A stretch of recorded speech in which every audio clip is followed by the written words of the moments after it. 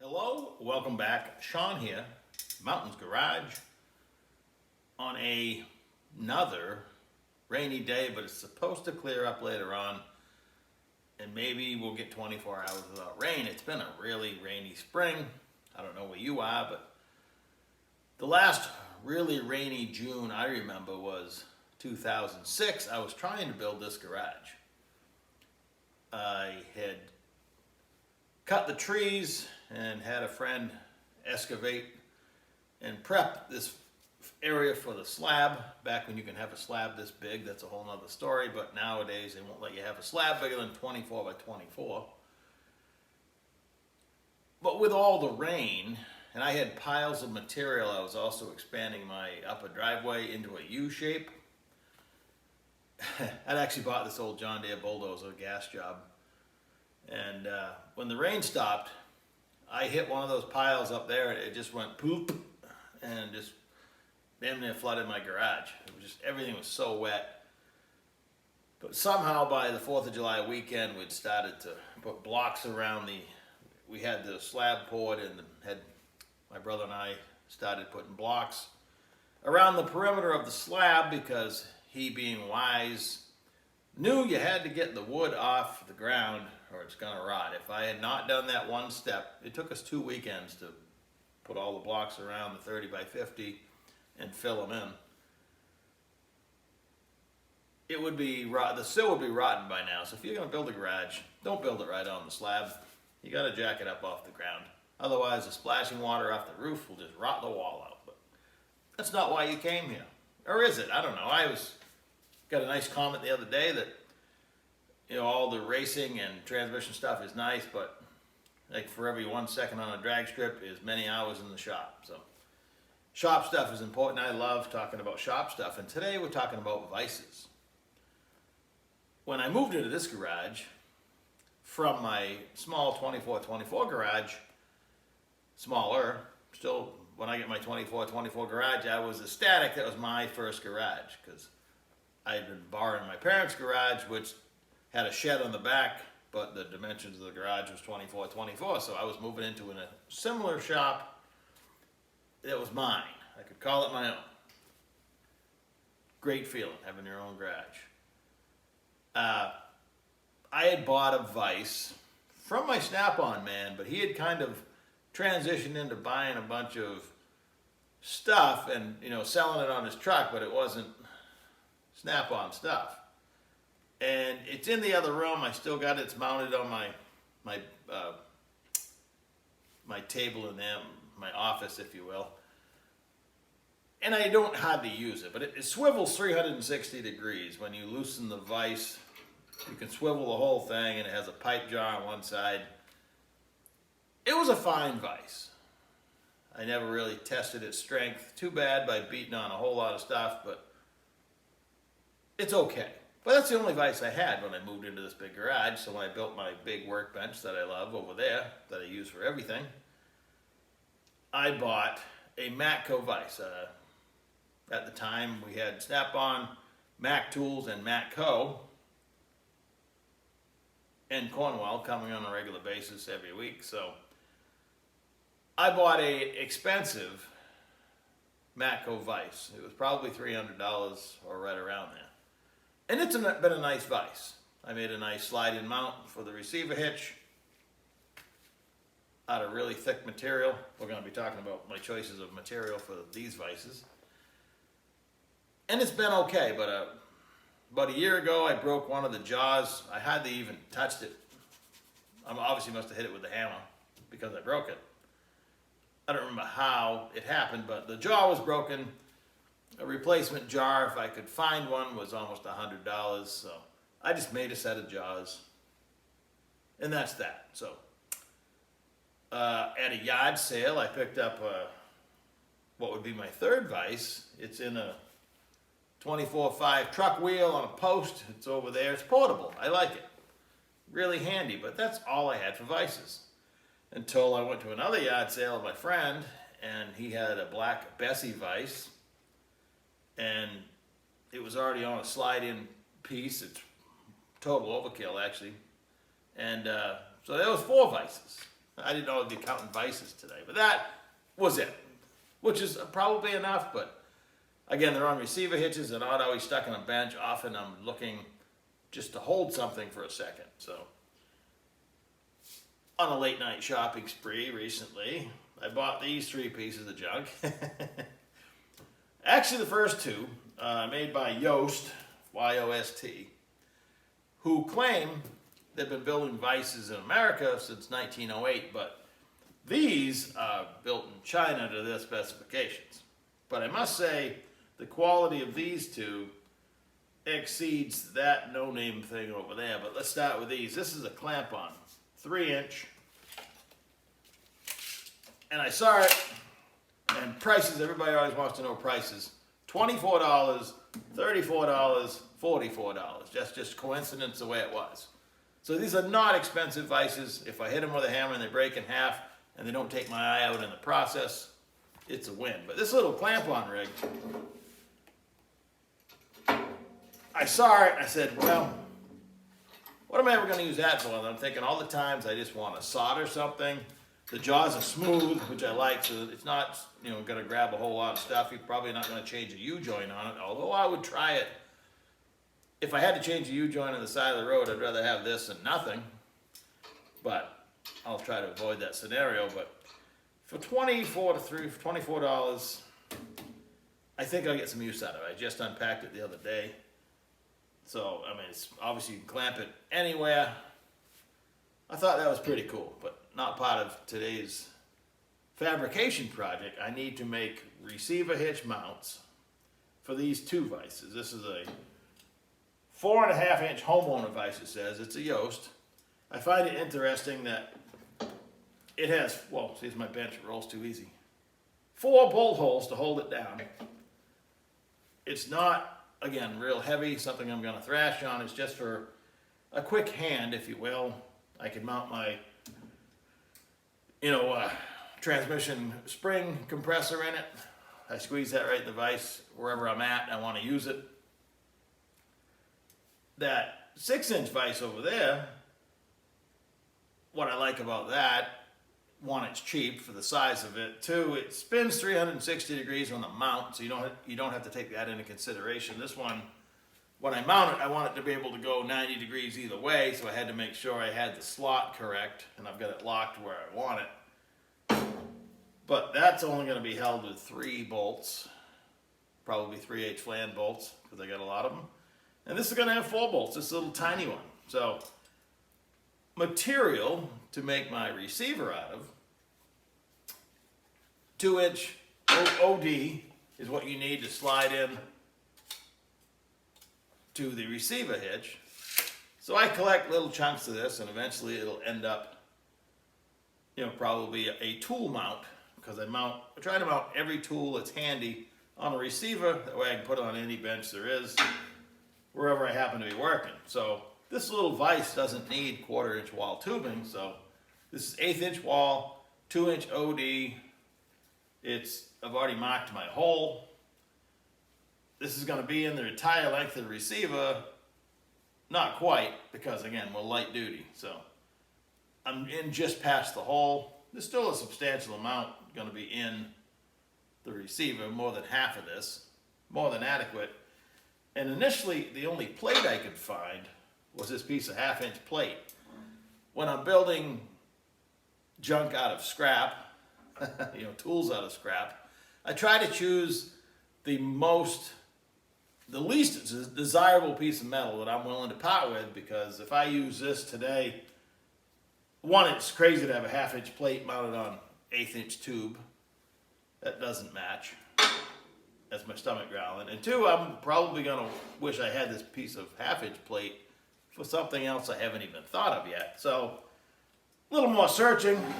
I found some 3/16 plate, more than adequate. Again, it's going to be on a piece of 1/8-inch box tubing. Now, the wall thickness doesn't necessarily correlate to the strength, because this has 4 sides. This only has 1 side, so that's a whole nother science subject. Is it science, physics, whatever. So I have placed this on here and traced it out. And I keep forgetting to talk about these little markers, which the writing I believe is all Japanese. It says long nib marker.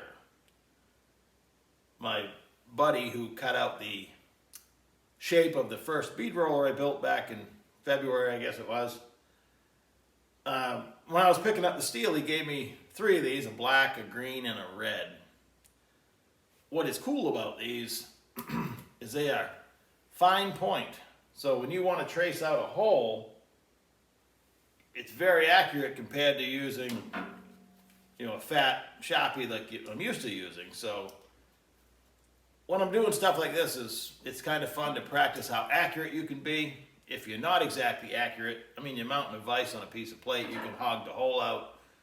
But it's excellent training ground to try to be super accurate. So this makes a very accurate hole trace. And then from there, another challenge I like to accept is I could use a transfer punch. And as long as you hold those straight, there's error in a transfer punch too, but if it fits pretty tight and doesn't rock, it's going to be a lot closer than eyeballing, which is exactly, now I've got a super accurate trace, but now I need to prick punch in the middle, and there's a lot of error there. So I actually will tap it easy, and I will eyeball the center. Sometimes there's areas where you can eyeball, and I will lightly tap, tap, tap until I'm happy that it looks like it's in the center to me. And I'll go ahead and whack it hard then, make a nice prick punch in the middle, and I'll go ahead and drill it, because in this case, the holes in the vise anyway are probably metric, and I'm using 3/8. Those are probably M10 or bigger. It's not, what I say, it's not rocket surgery. That's supposed to be a joke. So, next, for the big vise, it's much heavier. This style vise, I can stay in the picture, you see for sale a lot. It looks like there's a 7 on the back. Well, this is sold by everybody. I found this one, again, $44. It's a lot of ice for $44. In this case, I had a piece of 3/8 plate. Just gonna make it, the corner is kind of missing, but I'll just match the other corner. I like to take the corners off everything anyway, so when you bump into it, it doesn't hurt so bad. And I've already marked out my 3 holes.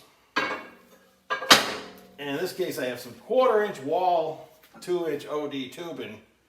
This stuff is about as good as it gets for making tool holders. But for a vise, 1/4-inch wall seems like a good idea. I've already marked my hole for my pin. It's going to go through my receiver.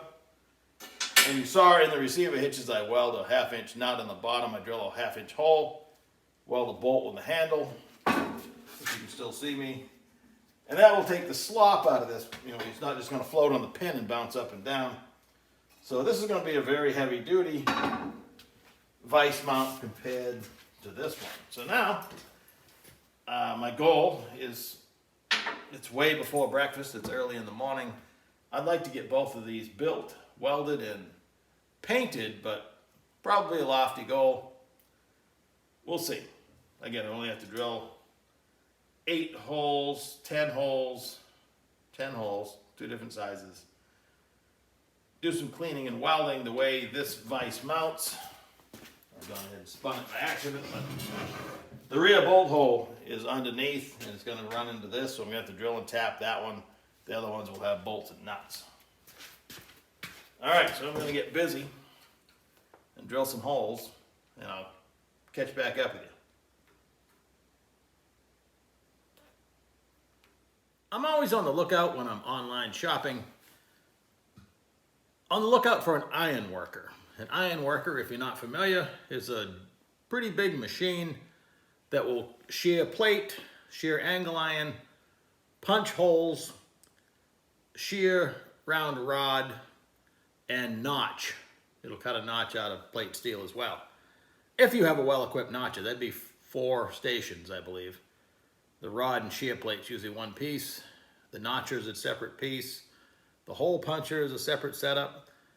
And the angle iron cutter is typically different than the plate cutter. The old ones from the early 1900s sometimes even ran off a big flat belt that came down from the ceiling, maybe even powered by a water wheel. They had a giant flywheel that was always spinning, and when you stepped on the control, it would fire down and back one time, whatever function you were trying to do, or break, one or the other. It was so much force, you're either gonna die trying or punch a hole or shear a piece of plate.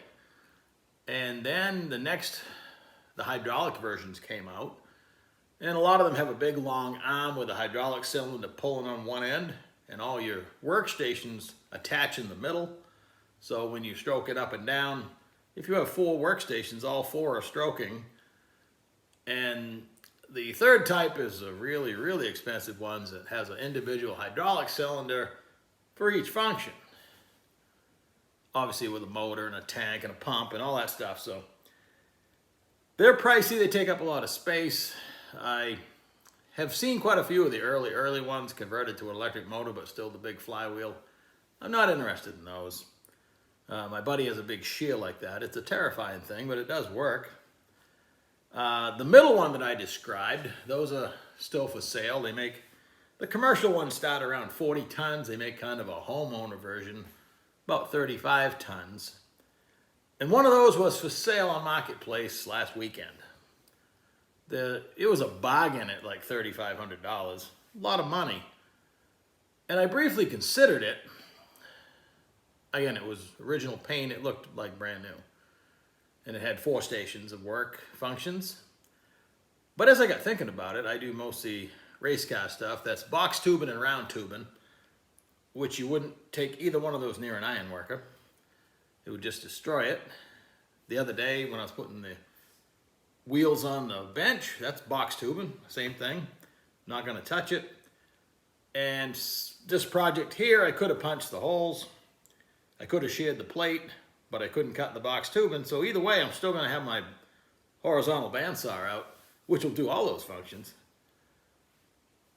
Believe it or not, I think I talked myself out of owning one, unless I come across one a deal so glorious you couldn't pass it up. Now I have collected in the background, and I've showed you them before. I have a kidder notcher. It'll cut 7 by 7 notch. You can shear a flat plate up to 7 inches wide, up to probably 3/16. It's rated for 1/8 plus. I actually have to look up the specs again, but it doesn't hesitate at 1/8 inch. And all race car stuff is 1/8 inch or smaller for the most part, so I save it for that. It's made to run 3 shifts a day. I run it half an hour a year, so again, it's gonna last many lifetimes. And this morning, I was instantly gonna go to the drill press to drill the holes. Yes, it's not morning. I did not make my breakfast deadline. Life got in the way, and I had to drive down to the ocean to mow my mother's lawn. I just got back. Now it's mid-afternoon, late afternoon. And before I left, said, wait a minute, I have a hole punch. So I punched out the 4 holes for the small vise and 2 holes in the 3/8 plate, no sweat. For the big vise, this one I drilled. I'm going to drill and tap after I weld it. 3/8 course all the way down through both pieces. So it'll have threads all the way through. Sidebar on that, if you don't have Google, before the days of Google, you had a chart that hung on the wall, which I have somewhere, gives you tap drill sizes. But rule of thumb for crude stuff like this, it isn't, military spec or aviation spec. If I want to tap a 3/8 16 hole, all I got to do is drop down 2 or 3 drill sizes. The correct drill size, I believe, for 3/8 16 is 21/64, so that'd be 3 drill sizes smaller than 3/8. So I've seen 5/16 listed as a drill size for 3/8. So it depends on your material, but it never hurts to drop down, say, 3 drill sizes from your intended threaded hole and try tapping it. If it goes hard, well, drill it 1 size bigger. So anyway, I used the hole punch, no problem. I still had to get use the drill press for the big holes in this hole, so the use of the iron worker would have been limited, and I have enough stuff to cover it. So all I have to do now, I've cleaned them all up, I've measured them. I like it when I shove it into the receiver hitch on the bench, that when this bottoms out, the pin is pretty well lined up. I don't like a big space. Most of my tools are like that. And for instance, my transmission holes, it also works out that when I shove in the U piece that goes over the transmission case, when it bottoms out, the pin lines up. So other ones aren't that way, but these two are, so it worked out. So I'm gonna weld these up, and I was gonna TIG weld them, just good practice. However, I just had the MIG welder out. The gas is still, even though I shut the bottle off, the regulator's still full, ready to go. I think I'm just gonna go ahead and MIG weld them and paint them up. So that'll probably end this video, because I will show you someday, or you'll see them in the background. They'll be painted, have vices bolted on them, but you'll have to use your imagination, because I'm cutting you short. This video is already too long. I've been talking too much. So it's coming up on 4th of July weekend, long weekend for a lot of people, but I'll probably be back with another video. I don't know what I'm going to be doing. I have a lot of stuff to do, but for today, this is it. Talk to you soon.